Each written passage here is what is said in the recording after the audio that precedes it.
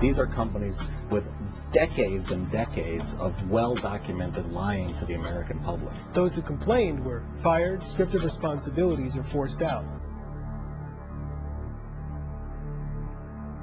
As we started feeding the GMO corns to our animals, we started experiencing huge reproductive problems. Rats that were fed genetically modified tomato developed stomach lesions, bleeding stomachs. 7 out of 40 died within 2 weeks, and the tomato was approved. What did the FDA administrators do? They had ignored, overridden their own side of statements.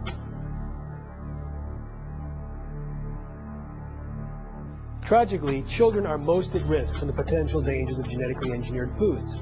The biotech industry claims that genetically engineered foods are safe, but scientists and investigators around the world disagree.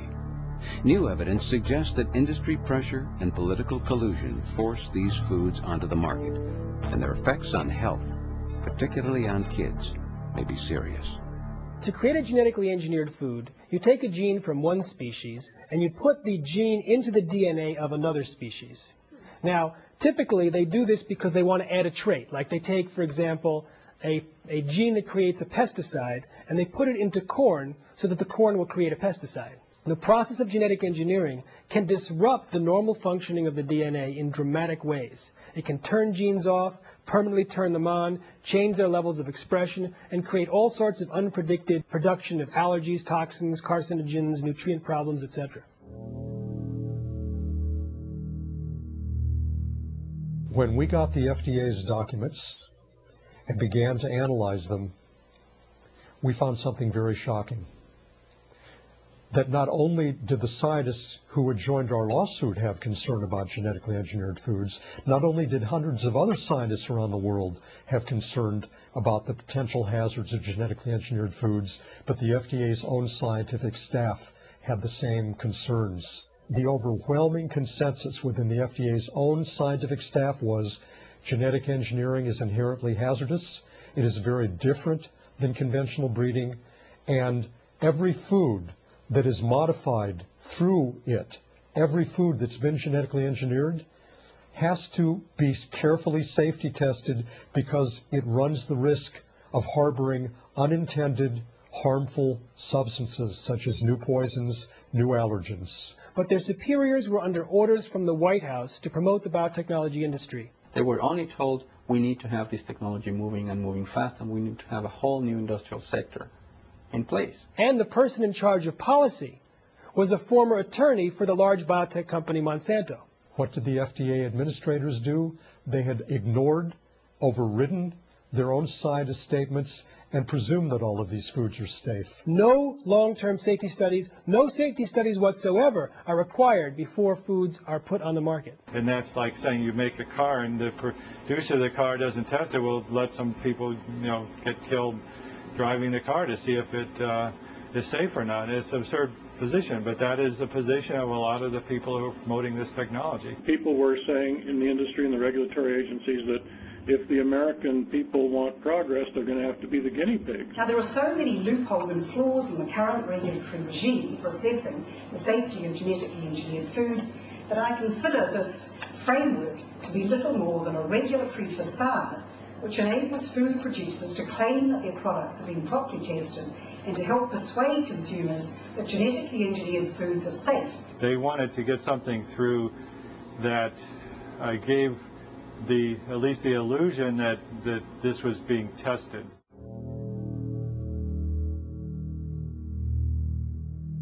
Rats that were fed genetically modified tomato developed stomach lesions, bleeding stomachs.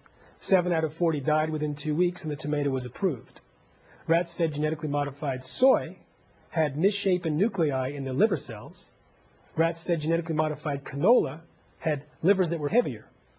Rats that were fed genetically modified corn had problems in the development of their blood cells. Chicken fed genetically modified corn died at twice the rate of those fed non-genetically modified corn. 12 cows died mysteriously in Germany when being fed genetically modified corn. And several Midwestern farmers report that when they feed genetically modified corn to their pigs, the pigs have reproductive problems. The mother hogs were going into their full pregnancies, and instead of a normal litter of babies, they would deliver bags of water or they wouldn't do anything. As we worked our way through this, we found through word of mouth and media coverage another 25 farmers in 5 states that had exactly the same problems. Our whole problem was the fact that we were not getting sows pregnant. It wasn't just us, but there was a lot of people in the area that had the same problem.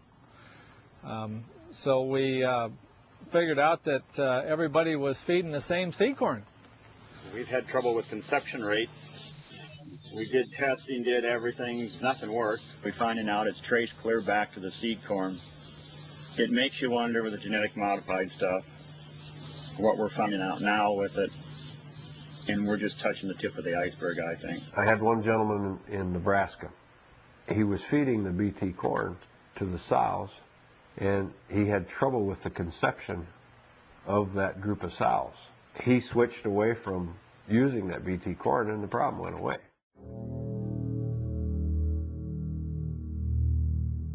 If thalidomide had not caused dramatic birth defects, but rather cancer or other allergenic responses, it would still in all probability be in supply because of the difficulty of linking cause and effect.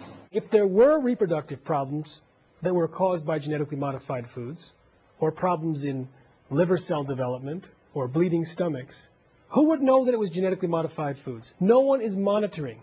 An example of how difficult it is to discover the cause of a problem came in the 1980s. There was an epidemic. About 100 people died and 5,000 to 10,000 people fell sick.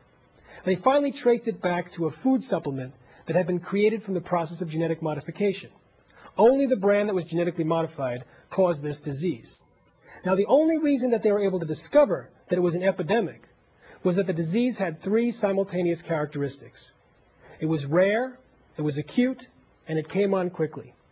If any one of these 3 characteristics had not been in place, that same deadly food supplement might still be on the market. I think that the main problem is likely to be this long-term effect of GM. I think that the simplest analogy is smoking. How long did it take for smoking, the effects of smoking to be uncovered? 30, 40 years? Look it over like in Vietnam where they sprayed Agent Orange. Didn't think that was going to hurt. Well, could be the same thing with genetically modified products too. We know that soon after genetically modified soy was introduced into the UK, soy allergies skyrocketed there by 50%. Now, we can't say that it was definitely the genetic modification of the soy, but we do know that soy has an increase in trypsin inhibitor, the most commonly known soy allergen. But we also know that you can transfer allergens into genetically modified foods. In fact, the process of genetically engineering soy disrupted the DNA and caused a damaged section, which could, in theory, create an allergenic protein. Also, the gene which they inserted into the soy rearranged over time without explanation. So it's creating actually a slightly different protein, one that was never tested or predicted or intended to be produced inside the soy, and that might be allergenic or toxic. So there's a lot of reasons why a genetic modified food could create an increase in allergies. In the UK, they took a genetically modified potato and they fed it to rats. And the rats ended up with potentially precancerous cell growth in their digestive tract, smaller brains, livers, and testicles due to retarded development of the organs, partial atrophy of the liver, and a damaged immune system. And it remains the most in-depth animal feeding study ever published on the safety of genetically engineered foods. And it shows that these foods might inherently be unsafe.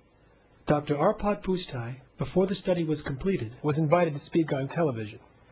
And he expressed his concerns about genetically engineered foods and how the public is being used as guinea pigs in an uncontrolled experiment.